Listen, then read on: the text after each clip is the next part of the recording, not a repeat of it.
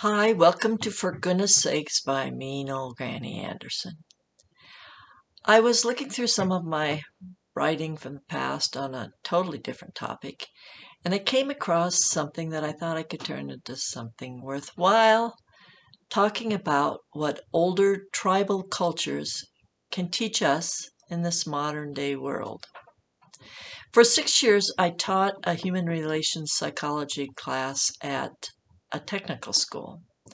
The textbook for the class focused on universal values and philosophy that fit with my own values and beliefs on how humans can connect and build mutual respect relationships. I love teaching that human relations class. It allowed me to share healthy relationship skills that I had taught and continue to teach in my community education classes for children, parents, and couples.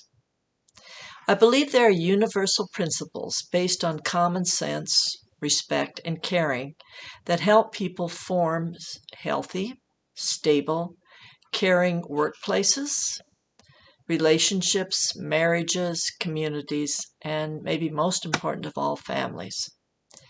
If you examine the older tribal traditions, there was value placed on and support for strong, stable marriages, families, and communities. People in those communities felt cared about, helped, supported, and connected with others in their own vicinity. The world was not so globalized. Yes, it was more tribal, and yes, there could be fighting between tribes, and there was. But within the successful tribes, there were values that supported healthy family centered, marriage supporting attitudes where men and women worked together to raise their children and create supportive environments. Those shared values and attitudes were similar in tribal people across the globe. Whether you were in Norway or Africa, Spain, Germany, America, or any other successful culture, you had similar values and attitudes. A talk I attended by a young Native woman confirmed my belief in small, stable communities being the foundation of healthy living. When we can find ways to connect people in smaller groups so they feel they have support, I believe it works better. We're too isolated and maybe too involved in what's going on in the big world instead of worrying about what's going on in our immediate environment. So anyway, this talk by this young Native woman did confirm my belief in that we need these small, stable communities and that they are the foundation for healthy living. The young woman, had been hired by to by our state, I believe, to bring Native American values and culture into our South Dakota schools. Her description of Native American culture, where they honored their elderly, believed in strong, supportive, extended families, worked together as a community to hunt, feed, house, and basically care for the needs of all tribal members. The tribe worked together to meet basic physical, emotional, mental, learning, and spiritual needs of the individuals, the families, and the whole society at large. Part of what made her talk so fascinating to me was that her description of Native culture so closely resembled the way my white ancestors from Europe had valued similar activities and allowed both survival and thriving of individuals and the larger community.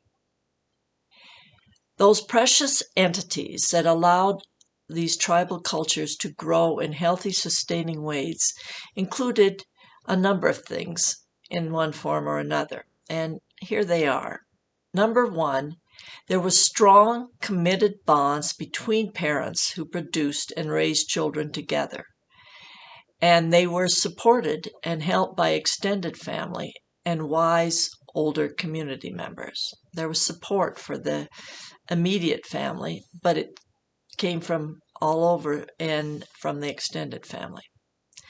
There was a strong work ethic in adults and even in children who were capable of contributing to the family and community.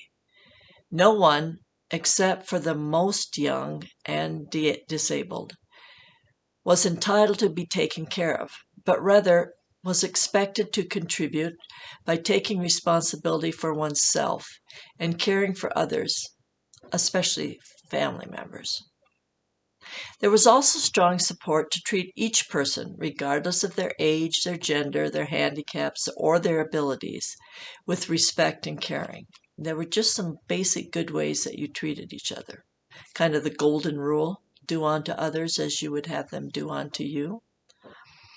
The fourth thing that stood out to me was there was strong but kind and courageous leaders who gently cared for the people, who genuinely cared for the people they led, and listened to their input even as they, the leaders, would usually make the final decisions, but with a lot of input from others. There existed an established way for members of the tribe to have input into the governance of the society. A democracy probably was the most effective way, and rules and laws that existed assured that all members had an opportunity to succeed based on their own hard work and effort.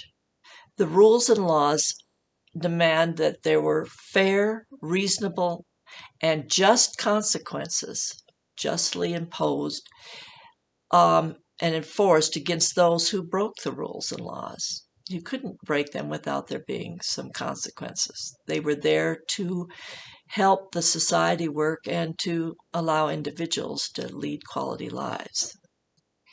And sixth, the way that it stood out to me how tribal groups from the past worked was there was an established way for members for the tribes to develop their own individual talents and abilities, in part from learning from the older experienced members who took pride in teaching the younger members. The older women might teach the younger women, females, how to cook and raise their kids and so on, and the older male members would teach the traditional hunting and providing for the families. They would teach the younger members. Yet the elders were always to be respected and to give respect to the younger, less experienced members, acknowledging that young persons' new ideas and approaches could often improve life for everyone. So both respect for the older, but for new ideas too. So maybe we can learn from how successful tribes of the past worked, rather than focus on diversity and differences within a culture or even outside of our culture. Perhaps we should focus more on common values that we do share. Rather than make people into enemies who differ from us in skin color or gender or other non-important outer appearances, maybe we should seek ways to be friendly and seek common purposes that could benefit all of us. Okay, that's all for Mean Old Granny today. For goodness sakes, have a great day.